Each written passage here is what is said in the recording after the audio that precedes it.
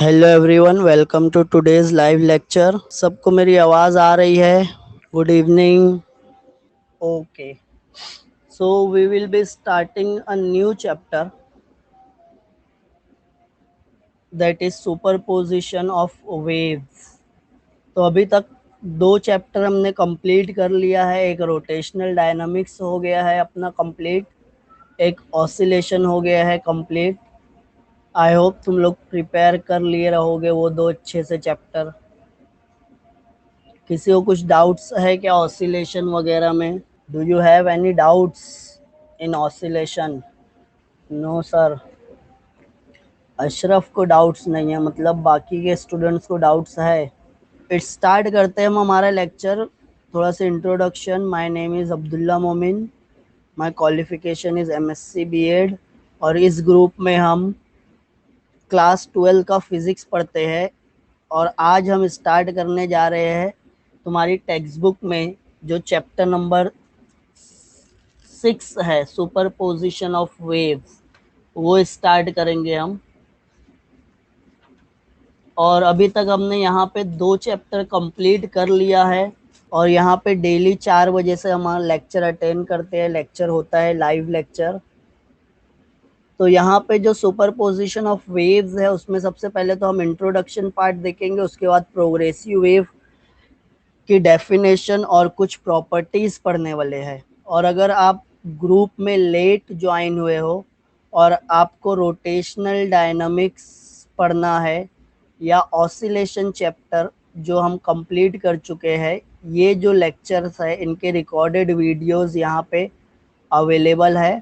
आप playback section में जाके देख सकते हो। ये दो टॉपिक्स पे आप क्विज वगैरह भी खेल सकते हो, क्विज़ॉन्स बोलते हैं जिसको हम। तो हम स्टार्ट कर रहे हैं हमारे चैप्टर सुपरपोजिशन ऑफ वेव्स। तो सुपरपोजिशन ऑफ वेव्स को समझने से पहले हम कुछ बेसिक टर्म्स समझ लेते हैं। बहुत बेसिक टर्म्स है। अगर आप ऑसिलेशन पढ़े हो तो ऑलरेडी ये सब टर्म्स आपको फैमिलियर लगेंगे कि वेव्स क्या है। तो waves is nothing but a disturbance travelling through a medium due to the continuous vibration of particles of the medium. एक वेव ट्रैवल कर रही है मीडियम में। तो जब ये वेव ट्रैवल कर रही है तो यहाँ पे जो पार्टिकल्स है मीडियम के, वो क्या हो रहे हैं? वाइब्रेट कर रहे हैं या ऑसिलेट हो रहे हैं। अगर ये पॉइंट पे एक पार्टिकल है, यहाँ पे एक पार्टिकल है, यहाँ पे एक, ये सब क्या है? पार्टिकल्स है मीडियम के। सपोज ये एक रोप है और ये रोप में वेव ट्रैवल कर रही है। तो ये जो रोप के पार्टिकल्स है, जब आप एक रोप को एक रिजिड सपोर्ट से टाई करते हो, सामने दीवार से रोप को टाई कर दिए और उसको पल्स देने स्टार्ट किए, तो वेव्स सेट हो जाती है मीडियम में। और ये जो रोप है उसमें वेव सेट हुई है, तो हम बोलेंगे रोप इज अ मीडियम। और ये जो रोप के पार्टिकल्स है वो कैसे मूव होने वाले हैं? Up and down. तो रोप के पार्टिकल्स का मोशन अप एंड डाउन होने वाला है। और ये जो वेव है ये फॉरवर्ड डायरेक्शन में ट्रैवल करेगी। तो हम क्या बोलेंगे? यहाँ पे ये जो पार्टिकल्स है इनका वाइब्रेशन हो रहा है या ऑसिलेशन हो रहा है। तो वाइब्रेशन और ऑसिलेशन सेम चीज होता है। तो जब तक ये पार्टिकल्स डिस्टर्ब रहेंगे, डिस्टर्ब होते रहेंगे, तब तक ये वेव ट्रैवल करते रहेगी। और यही डिस्टर्बेंस क्या होगा? पार्टिकल टू पार्टिकल ट्रांसफर होगा। तो यहाँ पे ये जो डिस्टर्बेंस है वो ट्रैवल कर रहा है मीडियम में, किसकी वजह से? वाइब्रेशन ऑफ द पार्टिकल्स की वजह से। ये पार्टिकल्स वाइब्रेट हो रहे हैं, फर्स्ट पार्टिकल दूसरे पार्टिकल को वाइब्रेट करवाता है, दूसरा तीसरे को। तो ऐसे क्या हो रहा है? Particle to particle energy transfer हो रही है और वो एनर्जी ट्रैवल कर रही है। तो वेव को हम एनर्जी ही बोलते हैं। तो जब एक मीडियम में से वेव ट्रैवल करती है, इसका मतलब एनर्जी ट्रैवल करती है, बट पार्टिकल्स अपनी जगह पे वाइब्रेट हो रहे होते हैं। तो यहाँ पे हम वेव्स को अगर डिफाइन करना चाहे तो ये एक बेसिक डेफिनेशन बोल सकते हो। Wave is a disturbance travelling through the medium due to the continuous vibration of the particles of the medium. ये समझ में आ रहा है डेफिनेशन। कितने टाइप्स की वेव्स होती है, तो वेव्स के 3 टाइप्स होते हैं। कितने टाइप की वेव है? 3 टाइप की वेव है। वेव को ब्रॉडली क्लासिफाई करते हैं 3 कैटेगरी में। फर्स्ट है मैकेनिकल वेव। मैकेनिकल वेव मतलब which requires material medium. Mechanical wave को क्या चाहिए होता है? Material medium. मीडियम मतलब बीच में पार्टिकल्स होना चाहिए। अगर पॉइंट ए से पॉइंट बी पे मैकेनिकल वेव को ट्रैवल करना है, तो पॉइंट ए से पॉइंट बी के बीच में अगर पार्टिकल होंगे तभी मैकेनिकल वेव क्या करेगी? ट्रैवल करेगी। विदाउट पार्टिकल मतलब अगर वैक्यूम है तो ये पार्टिकल्स नहीं होंगे तो मैकेनिकल वेव ट्रैवल नहीं कर पाती है। तो वेव्स ऑन रोप और स्ट्रिंग, वेव्स रोप में ट्रैवल कर रही है या स्ट्रिंग में, सितार या गिटार के स्ट्रिंग देखे रहोगे आप, उसमें जो वेव ट्रैवल करती है वो भी मैकेनिकल वेव है। वाटर वेव भी मैकेनिकल वेव है, साउंड वेव भी मैकेनिकल वेव है। तो ये कुछ एग्जांपल्स है मैकेनिकल वेव की। और सबसे इंपॉर्टेंट चीज, it requires a material medium. Electromagnetic wave material medium में भी ट्रैवल करती है, बट अगर पार्टिकल्स नहीं भी रहेंगे तब भी ये इलेक्ट्रोमैग्नेटिक वेव ए से बी तक जाएगी। मतलब it can travel through vacuum also. Sun से जो लाइट आती है वो बेस्ट एग्जाम्पल है इलेक्ट्रोमैग्नेटिक वेव की। सन से अर्थ पे क्या आ रही है? लाइट आ रही है या वेव आ रही है। और सन और अर्थ के बीच में एक बहुत बड़ी स्पेस है जहाँ पे पार्टिकल्स नहीं है, मतलब वो वैक्यूम है। और वैक्यूम के थ्रू वो वेव ट्रैवल करके आ रही है, मतलब वो कौन सी वेव है? इलेक्ट्रोमैग्नेटिक वेव है। कुछ एग्जांपल्स हम इलेक्ट्रोमैग्नेटिक वेव्स की एग्जांपल एक्सरेज बोल सकते हैं, microwave, radio wave, gamma rays, ultraviolet rays. तो ये कुछ एग्जांपल्स है इलेक्ट्रोमैग्नेटिक वेव्स के। और उसके बाद जो थर्ड, ये सेकंड टाइप की वेव है। उसके बाद जो थर्ड टाइप की वेव होती है वो होती है मैटर वेव। और मैटर वेव किससे एसोसिएटेड है? मूविंग ऑब्जेक्ट से एसोसिएटेड है। अगर एक ऑब्जेक्ट मूव हो रहा है, मोशन में है, तो वो कुछ वेव के जैसा बिहेव करता है और उसको ही हम बोलते हैं मैटर वेव। तो ये जो चैप्टर है हम इसमें मोस्टली मैकेनिकल वेव को ही बहुत डिटेल में पढ़ने वाले हैं। सुपरपोजिशन ऑफ वेव्स, ये जो वेव्स का चैप्टर है हम उसको इसमें मैकेनिकल वेव को बहुत डिटेल में पढ़ेंगे। तो वेव्स की कुछ बेसिक कैरेक्टरिस्टिक्स होती है, वो बेसिक कैरेक्टरिस्टिक्स को यहाँ पे समझ लेते हैं कि वेव क्या है।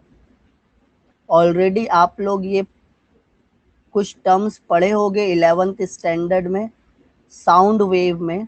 तो ये जो आप एक रोप को टाई कर देते हो एक वॉल से और रोप को अभी स्ट्रेच करके पकड़े हो, तो जब वो रोप स्ट्रेच में है मतलब पार्टिकल्स ये ब्लैक लाइन पे है, और जब पार्टिकल्स ब्लैक लाइन पे है तो ये जो पोजीशन होती है पार्टिकल्स की, हम इसको बोलते हैं मीन पोजीशन और इक्विलिब्रियम पोजीशन।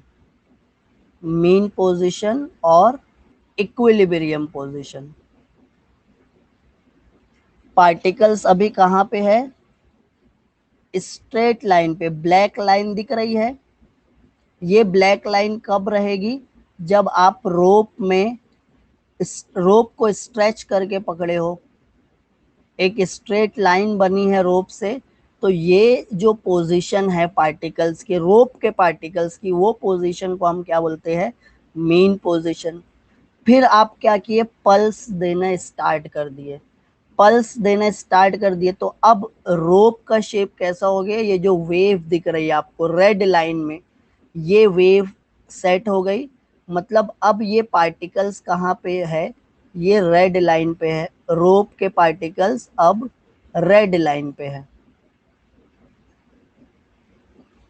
तो ये मीन पोजीशन होता है। और ये जो ऊपर की पोजीशन रहेगी, मैक्सिमम कितना डिस्प्लेसमेंट पार्टिकल कवर किए, कितनी ऊपर तक गए, ये ब्लू लाइन से हम मेजर करेंगे ये डिस्टेंस। तो ये जो ब्लू लाइन वाला डिस्टेंस है, ये पार्टिकल की एक्सट्रीम पोजीशन है। क्या है ये? Extreme position.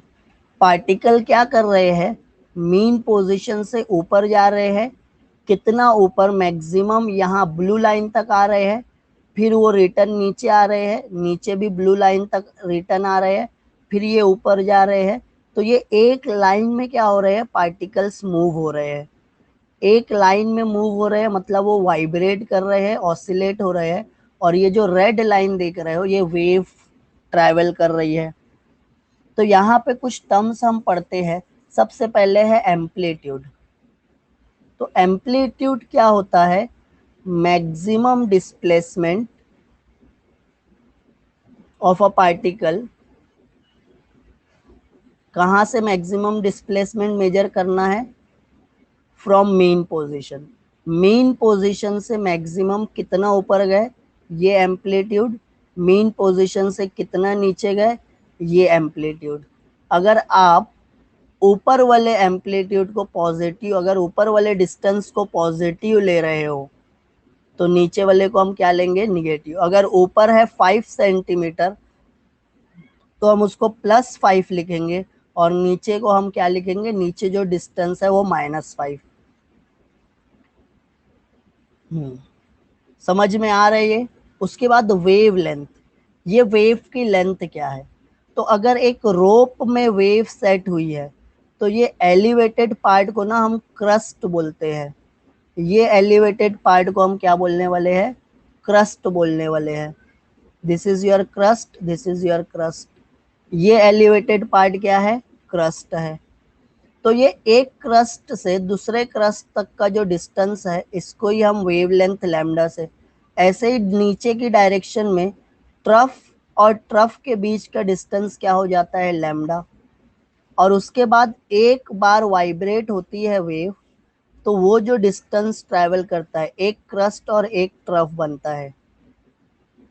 तो ये डिस्टेंस को भी हम क्या बोलते हैं, लैम्डा बोलते हैं। एक क्रस्ट और एक ट्रफ वाले डिस्टेंस को भी हम लैम्डा बोलते हैं। टाइम पीरियड क्या है, पार्टिकल्स क्या हो रहे हैं, वाइब्रेट हो रहे हैं।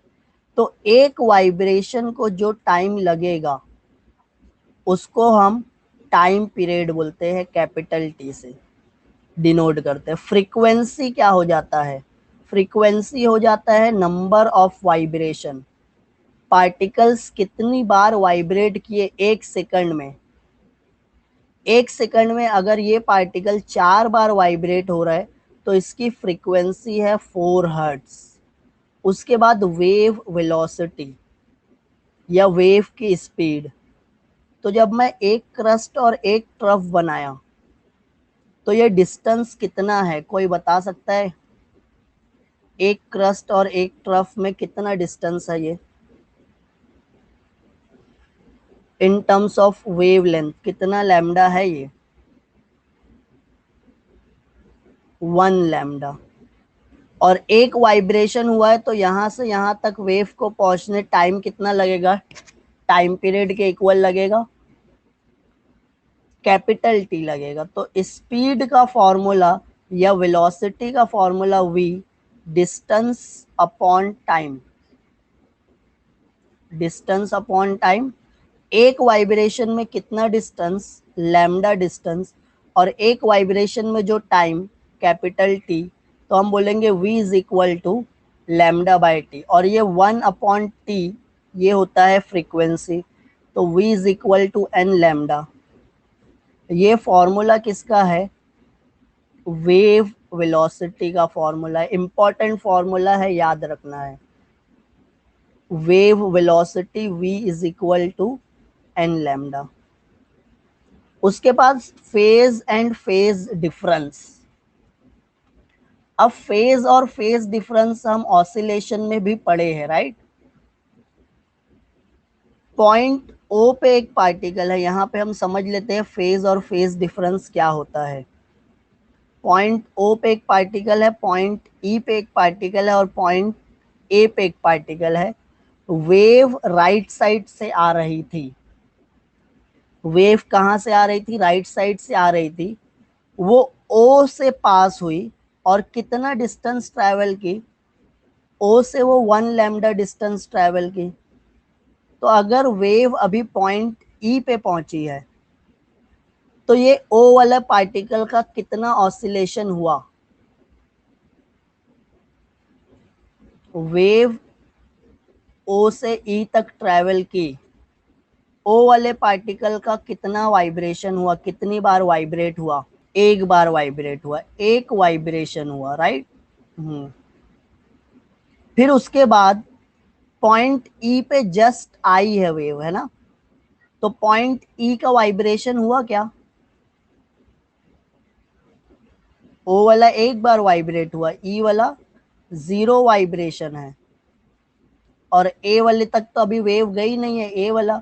फिर वो क्या हुई, वेव ओ से ई पे थी, अब ई से और आगे बढ़ी, कहाँ तक आ गई, पॉइंट ए तक आ गई। अब ओ से वो कहाँ पे आ गई, ओ से ट्रैवल करते हुए वेव ए तक आई। तो जब वो ए पे आई तो पॉइंट ई का कितना वाइब्रेशन हुआ, देखो पॉइंट ई से कितना आगे गई, एक वाइब्रेशन, और पॉइंट ओ का कितना वाइब्रेशन हुआ, 2 वाइब्रेशन, और पॉइंट ए का कितना वाइब्रेशन हुआ, ए का वाइब्रेशन हुआ 0, ई का वाइब्रेशन हुआ 1, ओ का वाइब्रेशन हुआ 2। अब वेव ना ए से भी आगे गई, एक क्रस्ट और एक ट्रफ बनाई, ए से कितना आगे गई, लैम्डा। तो अब ए कितनी बार वाइब्रेट हुआ, 1, और ई कितनी बार वाइब्रेट हुआ, पॉइंट ई वाइब्रेट हुआ 2 बार, पॉइंट ओ कितनी बार वाइब्रेट हुआ, 3 बार। तो जब पार्टिकल एक वाइब्रेशन करता है तो वो कितना डिस्टेंस ट्रैवल करती है वेव, लैम्डा, डिस्टेंस कितना ट्रैवल करती है, लैम्डा, और उसका फेस कितना चेंज होता है, 2 पाई। ये पार्टिकल ओ पे जो है, अगर आप बोल रहे हो 3 टाइम्स वाइब्रेट हुआ है तो इसका फेज रहेगा 6 पाई, 2 टाइम्स वाइब्रेट हुआ है तो फेज रहेगा 4 पाई, 1 टाइम्स वाइब्रेट हुआ है तो फेज रहेगा 2 पाई। तो मैं क्या बोल रहा हूँ, ये ए वाले का फेज है 2 पाई, ई वाले का फेज है 4 पाई, और ओ वाले का फेज कितना है, 6 पाई। तो ओ और ई का फेज का डिफरेंस कितना है, ओ और ई फेज डिफरेंस कितना है, 2 पाई। तो जब दो पार्टिकल्स के बीच में फेज डिफरेंस 2 पाई होता है तो वो दोनों के बीच का पाथ डिफरेंस कितना होता है, लैम्डा। अब ई और ओ, सॉरी, ई और ए कौन से दो पार्टिकल ले रहे हैं, एक ई ले लो और एक ए ले लो, ये दोनों के बीच का फेज का डिफरेंस कितना है, 2 पाई, और ये दोनों के बीच के पाथ का डिफरेंस कितना है, लैम्डा। तो हम ये सेंटेंस लिख लेते हैं, if the path difference between the two particle is lambda then the phase difference is 2 pi। समझ में आ रहा है, 1 2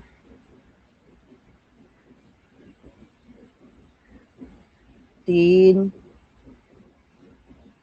4 5 6। एक पार्टिकल है O और एक पार्टिकल है F, कितना होगा phase difference, phase difference between O and F। तो मैं ये के देखूंगा कितना लैम्डा है, 1 lambda, 2 lambda, 3 lambda, 4 lambda, 5 lambda, 6 lambda. तो अगर पाथ डिफरेंस है 6 लैम्डा, तो फेज डिफरेंस क्या हो जाएगा 12 पाई। समझ में आ रहा है? ये समझ गया फेज डिफरेंस, पाथ डिफरेंस। चलो आगे बढ़ते हैं। अब उसके बाद ना हमारा जो टॉपिक है वो स्टार्ट होने जा रहा है। टॉपिक कौन सा है हमारा? Progressive wave. अभी तक जो पार्ट पढ़ रहे थे हम वो इंट्रोडक्शन का पार्ट था। अब हम हमारा टॉपिक स्टार्ट कर रहे हैं। अब एग्जाम में क्वेश्चन पूछ सकते हैं आपको, डिफाइन प्रोग्रेसिव वेव या व्हाट इज प्रोग्रेसिव वेव। तो प्रोग्रेसिव वेव का मतलब क्या है? A wave which is continuously travelling in a given medium in a given direction. A wave which is continuously traveling in a given medium in a given direction। Progress, progressive किससे बना है? Progress से बना है, और progress का मतलब होता है टू मूव फॉरवर्ड, आगे बढ़ते रहना। इसको ही हम क्या बोलते हैं? प्रोग्रेस। तो प्रोग्रेसिव वेव भी आगे बढ़ रही है, कंटिन्यूअसली आगे बढ़ रही है, एक ही मीडियम में, एक ही डायरेक्शन में। तो इसको हम प्रोग्रेसिव वेव बोलेंगे। अब प्रोग्रेसिव वेव को हम दो कैटेगरी में डिवाइड करते हैं। एक है ट्रांसवर्स वेव और एक है लॉन्जिट्यूडनल वेव। तो ट्रांसवर्स वेव की डेफिनेशन क्या है? A wave in which particles of the medium vibrate in a direction perpendicular to the direction of propagation of wave। Particles का वाइब्रेशन और वेव का प्रोपगेशन क्या होगा यहाँ पे? परपेंडिकुलर। तो हम उसको ट्रांसवर्स वेव बोलेंगे। एग्जाम्पल है क्या कुछ ट्रांसवर्स वेव की आपके पास? क्या है एग्जाम्पल ट्रांसवर्स वेव की? Waves on the string. Very good, सही है ये। जो वेव्स स्ट्रिंग पे बनती है, गिटार के स्ट्रिंग पे देखे हो, वो वेव्स को हम क्या बोलते हैं? Sound wave. नहीं नहीं नहीं नहीं, साउंड वेव बेटा लॉन्जिट्यूडनल वेव होता है। साउंड वेव लॉन्जिट्यूडनल वेव है। स्ट्रिंग पे जो वेव है उसको हम ट्रांसवर्स वेव बोलेंगे। रोप पे जो वेव है उसको हम ट्रांसवर्स वेव बोलेंगे, क्योंकि यहाँ पे पार्टिकल्स का वाइब्रेशन वेव की डायरेक्शन के परपेंडिकुलर होता है। फॉर एग्जाम्पल, अगर मैं एक गिटार की स्ट्रिंग है उसको डिस्टर्ब कर देता हूँ, जब गिटार के स्ट्रिंग को डिस्टर्ब करते हो या रोप को आप डिस्टर्ब करते हो या उसमें वेव सेट करते हो, तो ये पार्टिकल्स का मोशन अप एंड डाउन होने वाला है या फॉरवर्ड और बैकवर्ड? वेव तो आगे गई, पार्टिकल्स ऊपर नीचे, पार्टिकल्स ऊपर नीचे, पार्टिकल्स ऊपर नीचे। तो particles up and down move हो रहे हैं और वेव आगे जा रही है। तो ये जो आगे जा रही है इसको मैं बोलता हूँ डायरेक्शन ऑफ प्रोपगेशन। मतलब कौन सी डायरेक्शन में वेव ट्रैवल कर रही है, कौन सी डायरेक्शन में वेव ट्रैवल कर रही है और कौन सी डायरेक्शन में पार्टिकल्स वाइब्रेट हो रहे हैं। तो particles are vibrating in upward and downward direction. तो direction of vibration of particles और वेव का प्रोपगेशन कितना एंगल बन गया? 90। परपेंडिकुलर है क्या? तो direction of vibration is perpendicular to the direction of propagation of wave. तो ये वेव को हम क्या बोलेंगे? Transverse wave. समझा ये? Got it? यस और नो? अब दूसरा है लॉन्जिट्यूडनल वेव। तो वेव में जो पार्टिकल्स है वो वाइब्रेट करेंगे parallel to the direction of propagation of wave. Example है साउंड वेव। अब जब मैं ट्रांसवर्स वेव की बात करता हूं ना, तो देखो ये जो एलिवेटेड पार्ट दिख रहा है आपको, सबसे ऊपर वाला पार्ट, इसको हम क्रस्ट बोलते हैं। और ये जो सबसे नीचे वाला पार्ट दिख रहा है, इसको मैं ट्रफ बोलूंगा। सबसे ऊपर वाला पार्ट क्रस्ट, सबसे नीचे वाला पार्ट ट्रफ। तो ट्रांसवर्स वेव में बनते हैं क्रस्ट एंड ट्रफ। ऐसे ही अब लॉन्जिट्यूडनल वेव, तो लॉन्जिट्यूडनल वेव को मैं बनाता हूं। अब ये जो मैं बना रहा हूं ना, ये है पार्टिकल्स की पोजीशन। पार्टिकल्स यहाँ यहाँ है, यहाँ यहाँ है, मतलब ये मीडियम के पार्टिकल्स यहाँ पे है, यहाँ पे है, यहाँ ये लाइन पे कंसिडर कर लो कि पार्टिकल्स सिचुएटेड है। ये क्या है? लॉन्जिट्यूडनल वेव है। ये समझ में आ रहा है क्या? Getting it? यस और नो? अब जब मैं यहां से स्पीकर चला दिया, क्या चला दिया? स्पीकर। स्पीकर में से साउंड ट्रैवल कर रहा है। यहाँ पे आप कान लगा के सुन रहे हो, ये है तुम्हारा ईयर्स। तो स्पीकर और ईयर्स के बीच में एयर मॉलिक्यूल है क्या? एयर मॉलिक्यूल है, हवा है ना। तो ये जो एयर मॉलिक्यूल है, ये एयर मॉलिक्यूल वाइब्रेट कैसे करेंगे? ये जाएगा आगे वाले को एनर्जी देगा। यहां से साउंड निकल रहा है, मतलब एनर्जी।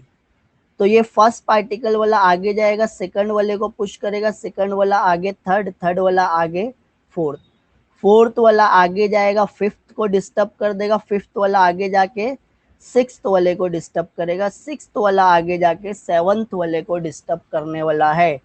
ऐसे ये डिस्टरबेंस आगे ट्रैवल करते हुए कहां तक पहुंचेगा? आपके कानों तक पहुंच जाएगा।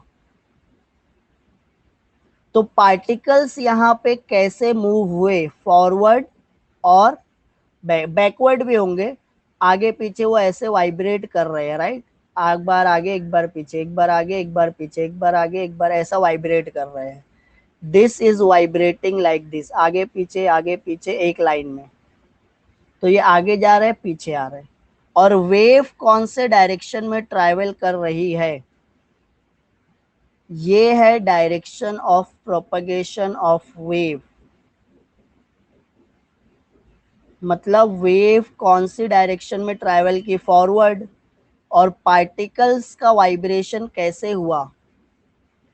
वो भी तो आगे पीछे। ये है वाइब्रेशन ऑफ पार्टिकल्स। पार्टिकल्स का वाइब्रेशन और वेव का प्रोपगेशन पैरेलल है या परपेंडिकुलर? ये है साउंड, पैरेलल। तो अगर वेव का प्रोपगेशन पैरेलल है, सॉरी, पार्टिकल्स का वाइब्रेशन और वेव का प्रोपगेशन पैरेलल है, तो हम इसको क्या बोलने वाले हैं? Longitudinal waves. समझा ये? अब लॉन्जिट्यूडनल वेव में देखो, ये रीजन में पार्टिकल्स क्राउडेड दिख रहे हैं क्या? Particles are crowded. और ये रीजन में पार्टिकल्स दूर दूर दिख रहे हैं क्या? पार्टिकल्स आर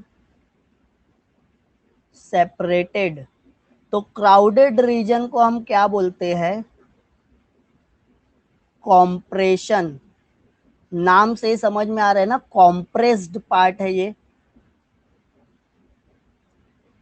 और जो पार्टिकल्स दूर दूर है, उसको हम क्या बोलते हैं? रेरिफेक्शन। कॉम्प्रेशन मिला, कॉम्प्रेशन के बाद क्या मिलने वाला है? रेरिफेक्शन।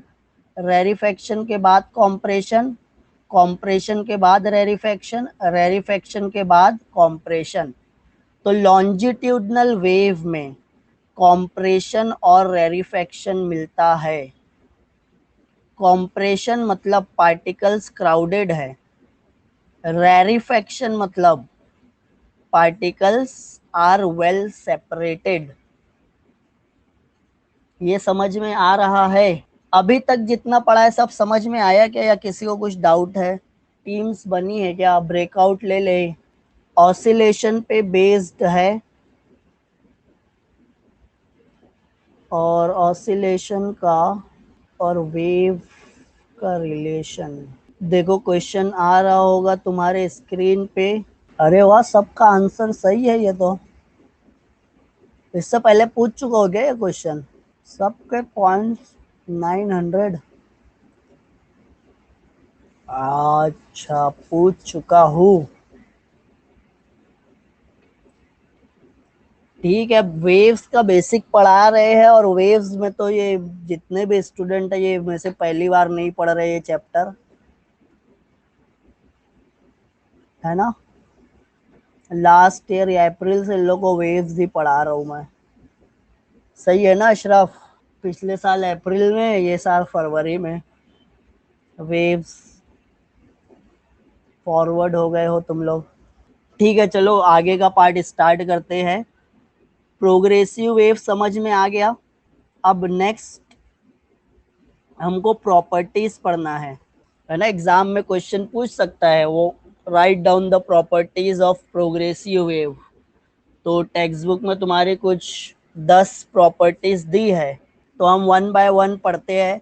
अभी तक का अगर आपको समझ में आया है ना पार्ट, तो ये प्रॉपर्टीज मेरे को पढ़ाने की जरूरत भी नहीं है। अभी तक जो भी पार्ट पढ़ा है सबको समझा क्या? किसी को कुछ डाउट है अभी तक जितने भी वेव्स का इंट्रोडक्शन देके हम? बस फिर आगे का ना मैं सिर्फ रीड करता हूँ, तुम लोग को समझते जाएगा, मतलब एक्सप्लेन कर दूंगा। चलो ठीक है। तो properties of progressive wave, progressive wave की प्रॉपर्टी 10 प्रॉपर्टी दिया है। 4 मार्क्स के लिए भी पूछ सकता है, 3 मार्क्स के लिए भी पूछ सकता है, 2 मार्क्स के लिए भी पूछ सकता है, 1 मार्क्स के लिए भी। 1 मार्क्स के लिए पूछा 2, 2 मार्क्स के लिए पूछा 4, 4 मार्क्स के लिए पूछा तो 8। ऐसा प्रॉपर्टी लिख लेना। तो प्रॉपर्टीज ऑफ प्रोग्रेसिव वेव में फर्स्ट प्रॉपर्टी क्या है? Each particle in a medium execute the same type of vibration. एक ही टाइप के वाइब्रेशन करने वाले हैं। Particles vibrate about their mean position performing simple harmonic motion.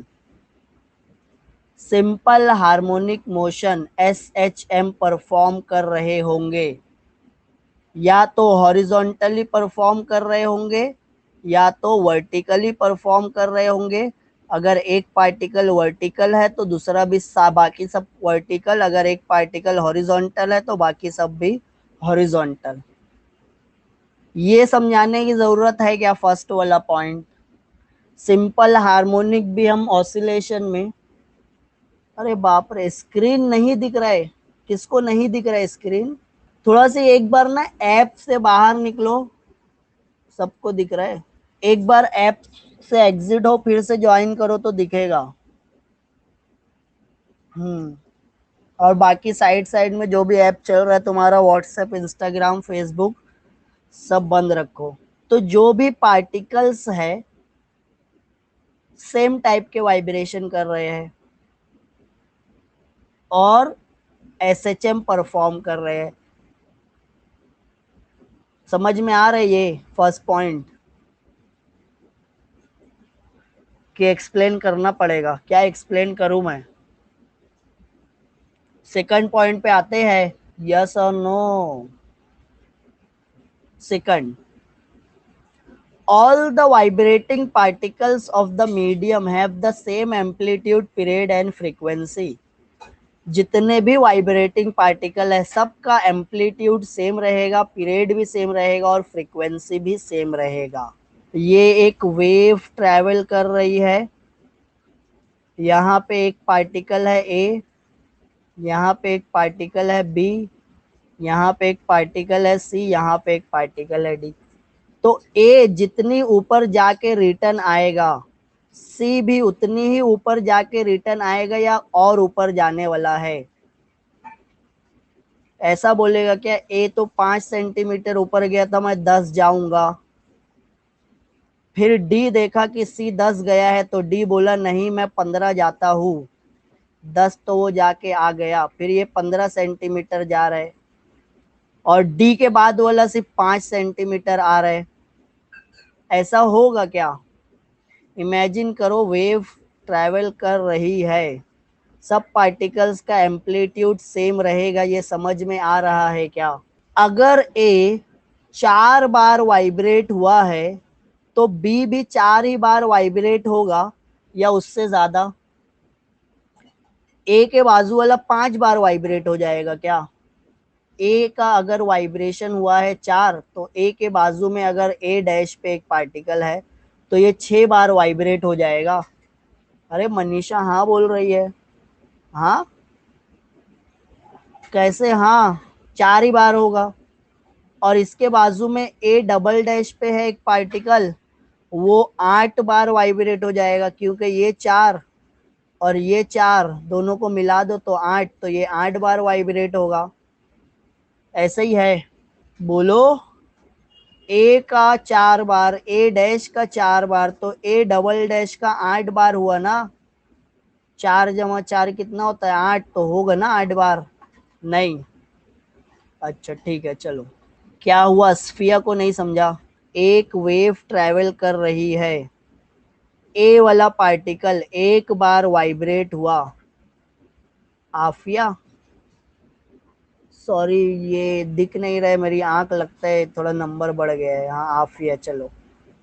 ये एक बार, ये पार्टिकल वाइब्रेट हो रहा है, ये पार्टिकल एक बार, 2 बार, 3 बार वाइब्रेट हुआ। उतने ही टाइम में ये एक 4 बार वाइब्रेट हो जाएगा कि अगर ये ए वाला 3 बार हुआ है, तो ए के बाजू वाला 4 बार,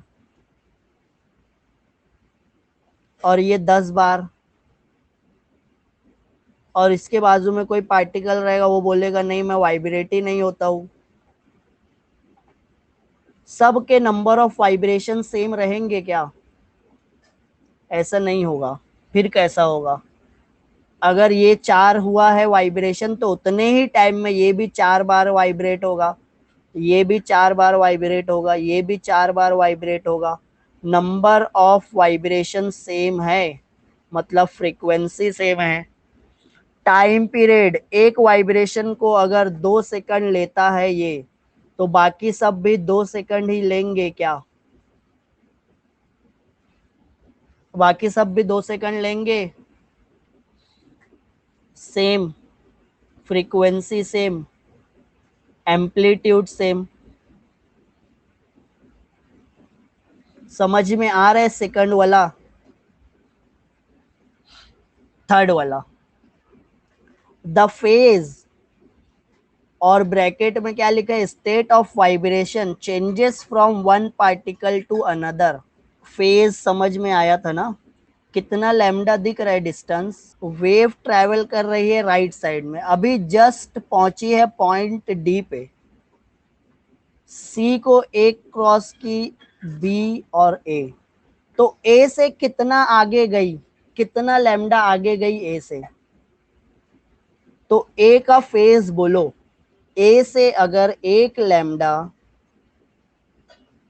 2 लैम्डा और 3 लैम्डा आगे गई, तो ए का फेज होगा 6 पाई। बी से कितना लैम्डा आगे है, तो बी का फेज क्या होगा? 2 पाई। सी का फेज क्या होगा? 2 पाई की 4 पाई? अरे 2 पाई बोले, मैं लिख भी दिया।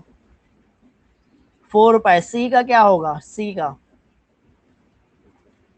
का होगा 2 पाई। और डी पे अभी जस्ट पहुंची है, डी का मोशन हुआ ही नहीं अभी तक, स्टार्ट ही नहीं हुआ है, वो होगा, जस्ट होगा 0। ठीक है, चलो अच्छी बात है, सही जवाब आ रहा है। अब मैं बोलता हूँ डी पे 0 है, सी पे 2 पाई है, तो इनको बीच में ना एक पार्टिकल और है एफ।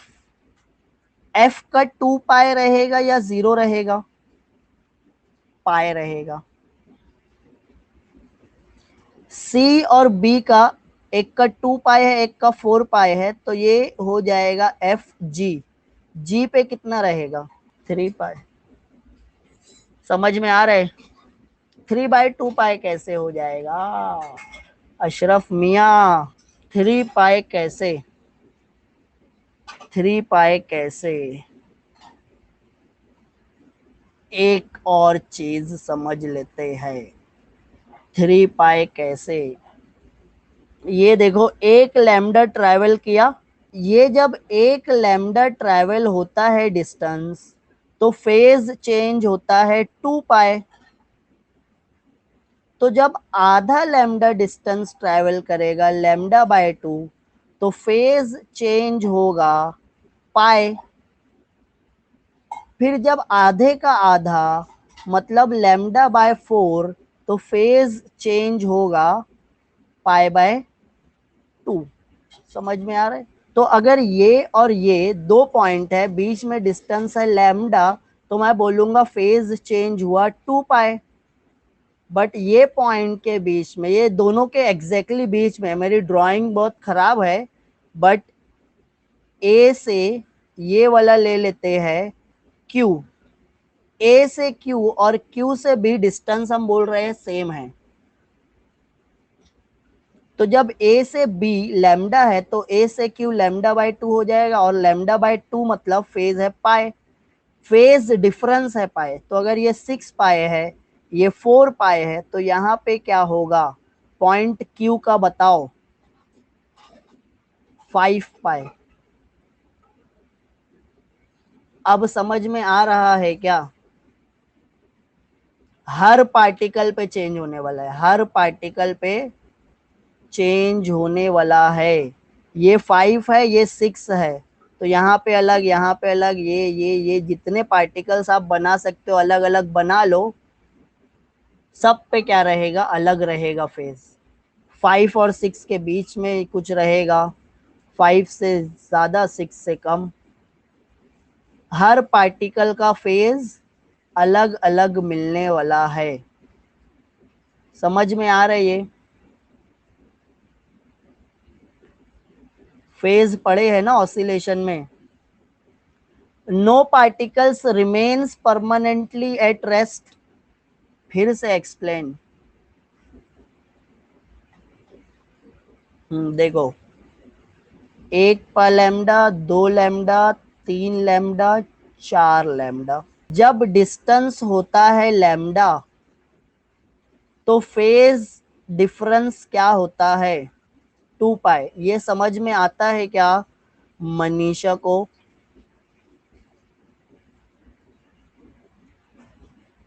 हाँ। तो जब इसका आधा डिस्टेंस लूंगा मैं, मतलब पहले लैम्डा था, अब λ/2 हो गया, तो फेज डिफरेंस होगा पाई। फिर इसका भी आधा ले लेता हूं λ/4, तो फेज डिफरेंस हो जाएगा π/2। ये समझ में आ रहा है? एक वेव बनाते हैं। वेव जा रही है फॉरवर्ड डायरेक्शन में, यहाँ पे जस्ट पहुंची है, इसका मोशन स्टार्ट नहीं हुआ है, मतलब इसका फेज 0 है। अगर ये पार्टिकल बी वाले का 0 है, तो ए वाले का फेज क्या रहेगा? ए वाले का फेस क्या रहेगा? तो मैं देखूंगा ए और बी का डिस्टेंस कितना है। मैं देखूंगा ए और बी का डिस्टेंस है लैम्डा। तो जब डिस्टेंस होता है लैम्डा, फेज डिफरेंस होता है 2 पाई। तो फेज ज्यादा किसका होगा? ज्यादा मोशन जिसका हुआ है, तो ए वाले का 2 पाई। बीच में एक पॉइंट है सी, हाफ डिस्टेंस है, मतलब जब λ/2, तो फेज डिफरेंस होता है पाई। तो मैं यहाँ पे लिख लिया पाई। डिफरेंस देखना है ए और सी। ए पे है 2 पाई, सी पे है पाई, तो दोनों का डिफरेंस कितना है? पाई।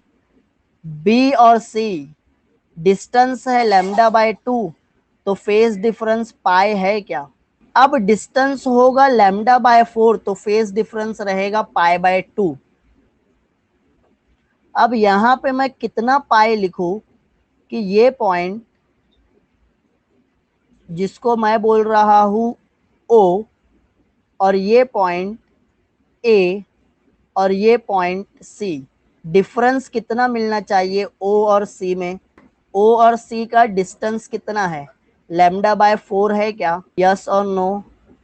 लैम्डा बाय 4 है तो फेज डिफरेंस पाई बाय 2 मिलना चाहिए। पाई बाय 2 ज्यादा रहेगा या कम? मोशन ज्यादा हुआ है या कम हुआ है? जब वेव यहां से आई, पहले ओ को डिस्टर्ब किया पहले सी को? वेव आई आई आई, पहले ओ को टच किया पहले सी को, ओ को, तो ओ फेज में आगे रहेगा। कितना आगे? Pi by 2। तो पाई में पाई बाय 2 ऐड करते तो 3 पाई बाय 2। समझ में आ रहा है? समझा ये अभी? ओके, चलो फोर्थ भी हो गया। Fifth, the particle attain maximum velocity when they passes through the mean position. Mean position पे वेलोसिटी मैक्सिमम होती है, पड़े है। During the propagation of wave energy is transferred, not the matter. Particle अपनी जगह पे वाइब्रेट कर रहे हैं और ट्रांसफर क्या हुआ? एनर्जी ट्रांसफर हुई। समझ में आ रहा है? फटाफट पढ़ना है, अभी खत्म करना है आज। Seven, wave propagates with a certain velocity, कुछ ना कुछ वेलोसिटी। प्रोग्रेसिव का मतलब है आगे बढ़ना, आगे बढ़ना मतलब वेलोसिटी जीरो है क्या? वेलोसिटी जीरो है क्या? नहीं, पार्टिकल अपनी जगह पे वाइब्रेट करेगा। नहीं, जीरो नहीं है, मतलब कुछ ना कुछ वेलोसिटी है। तो वेव जब प्रोपगेट होती है तो कुछ ना कुछ वेलोसिटी होती है, और वो डिपेंड करता है मीडियम की प्रॉपर्टी पे। प्रोग्रेसिव वेव दो टाइप की होती है, ट्रांसवर्स और लॉन्जिट्यूडनल, ये भी पता है। ट्रांसवर्स वेव में पार्टिकल्स परपेंडिकुलर होते हैं, लॉन्जिट्यूडनल वेव में पार्टिकल पैरेलल होते हैं। जरूरत है पढ़ाने की ये? पैरेलल और परपेंडिकुलर तो पढ़े ना? Both mechanical wave can propagate through solids, but only longitudinal wave can propagate through fluid. तो जब मैं ट्रांसवर्स वेव की बात करता हूँ तो वो सॉलिड में से ट्रैवल करेगी। जब लॉन्जिट्यूडनल की बात करता हूँ तो वो भी सॉलिड में से ट्रैवल करती है। Both transverse as well as longitudinal दोनों सॉलिड में से ट्रैवल करती है, बट फ्लूइड में से सिर्फ लॉन्जिट्यूडनल ट्रैवल करती है। समझ में आ रहे हैं? पढ़ लिए ना प्रॉपर्टी? कुछ डाउट है क्या किसी को? देखो 5 प्रॉपर्टी 2 मिनट में पढ़ा दिया, सब पढ़ चुके हैं। तो thank you student, thank you very much. अपना लेक्चर हो गया खत्म।